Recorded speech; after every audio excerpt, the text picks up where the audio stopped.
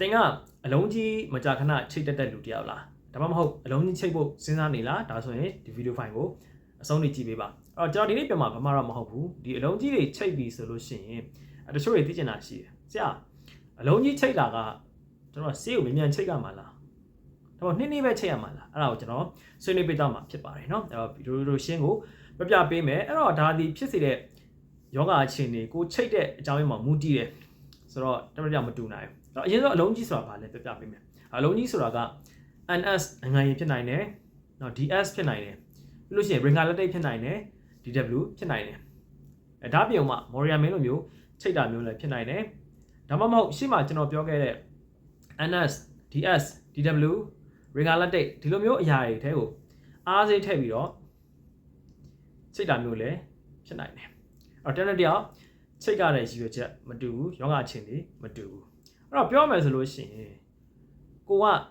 1နေတောက်လျှောက်သွားနေတယ်1နေတောက်လျှောက်သွားနေတယ်တောက်လျှောက်လည်းအန်နေတယ်ပြီးတော့သွေးပေါင်ကျသွားတယ်ဆိုရင်ယောဂခံလည်းဘာမှမရှိဘူးနှလုံးယောဂမရှိဘူးနှလုံးလည်းကောင်းတယ်လူငယ်လူရွယ်လည်းဖြစ်တယ်ဆိုရင်တော့ကျွန်တော်တို့ကဒီသွေးပေါင်ကျတဲ့ဟာအတွက်ကိုလုံးကြီးချိတ်မယ်ဆိုရင်မြန်ချိတ်လေးရှိတယ်ပေါ့နော်အကျဉ်းအားဖြင့်မြန်ချိတ်လေးရှိတယ်ဒါမှကျတော့နှလုံးကိုတိကျစစ်သေးတယ်နှလုံးမကောင်းဘူးလို့ယူဆလို့ရှိရင်အများကြီးမြန်လို့မရအောင်နှလုံးကမခံနိုင်ဘူးအဲ့တော့အနေရရှိတယ်ပေါ့မဟုတ်ဘူးနှလုံးယောဂအခန့်ဘာမှမရှိဘူးနှလုံးလည်းကောင်းတယ်ရှေ့မှာပြောသလို1 day short ပြီးတော့ထောက်လျှောက်အန်ပြီးတော့သွေးပေါင်ကျတာမျိုးဆိုလို့ရှိရင်တော့ဒါကျွန်တော်ဆိုရင်ကျွန်တော်တို့ကမြန်ချိတ်တယ်နော်မြန်ချိတ်တယ်နောက်တစ်ခုကကျတော့ကျွန်တော်ထိခိုက်ဒဏ်ရာရတယ်သွေးထွက်များတယ်သွေးပေါင်တွေကျသွားတယ်နှလုံးယောဂအခန့်ဘာမှမရှိဘူးလုံးကြီးချိတ်မယ်ဆိုရင်မြန်ချိတ်တယ်ပြီးလို့ရှိရင်သွေးနေပေါ့နော်ဒီလိုအခြေအနေမျိုးဆိုရင်တော့ဒါမြန်ချိတ်တယ်သို့မဟုတ်ပုံမှန်အခြေအနေပေါ့ကိုကအားစေးသွားချိတ်တယ်အားမရှိဘူးလူကမလန်းအောင်ဖြစ်နေတယ်အားစေးချိတ်ရုံတက်ပဲဆိုလို့ရှိရင်တော့ဒါပုံမှန်အဖြစ်ဖြည်းဖြည်းပဲချိတ်လေးရှိတယ်နော်ဖြည်းဖြည်းပဲချိတ်ပါတယ်ဒါမှမဟုတ်ကိုကနှလုံးယောဂခံရှိတယ်နှလုံးညစ်အားကျနေတယ်ဆိုလို့ရှိရင်တို့ကနှလုံးညစ်အားကျနေတယ်ဆိုလို့ရှိရင်အလုံးကြီးမချိတ်ပါဘူးနော်အဲ့တော့အလုံးကြီးချိတ်မယ်ဆိုလို့ရှိရင်ကျွန်တော်ကတကယ်လိုအပ်မှချိတ်တာဖြစ်ပါတယ်အဲ့ဒီချိတ်တဲ့ဟာလည်းပဲကျွန်တော်တေချာတွက်ချက်ပြီးမှနော်ဆေးရုံမှာတေချာတွက်ချက်ပြီးမှချိတ်တာဖြစ်ပါတယ်ဒါတော့မှဒါအများဖြစ်ဆိုလို့ရှိရင်ကျွန်တော်အလုံးကြီးမတော့ဘူးဒီဆေးထွက်နဲ့ဒီ set တွေနဲ့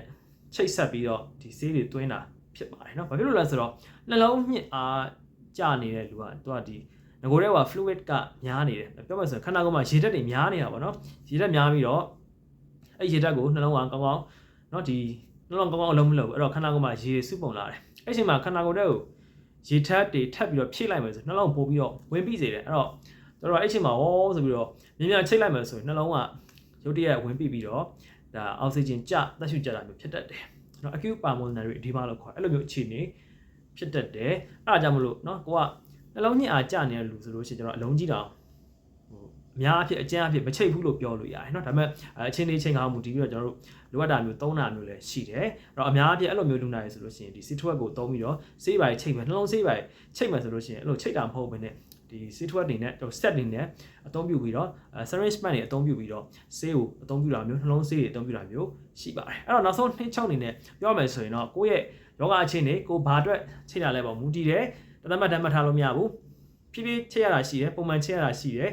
မြန်ချိတ်ရတာမျိုးရှိပါတယ်အဲ့တော့ဗီဒီယိုဖိုင်လေးကအကျိုးရှိမယ်လို့ထင်ပါတယ်သိချင်တာရှိရင်လည်း comment မှာမေးလို့ရပါတယ် channel လေးကို subscribe မလုပ်ရသေးဘူးဆိုလို့ရှိရင်လည်း subscribe လေးလုပ်ပေးကြပါဦးအားလုံးကိုကျေးဇူးတင်ပါတယ်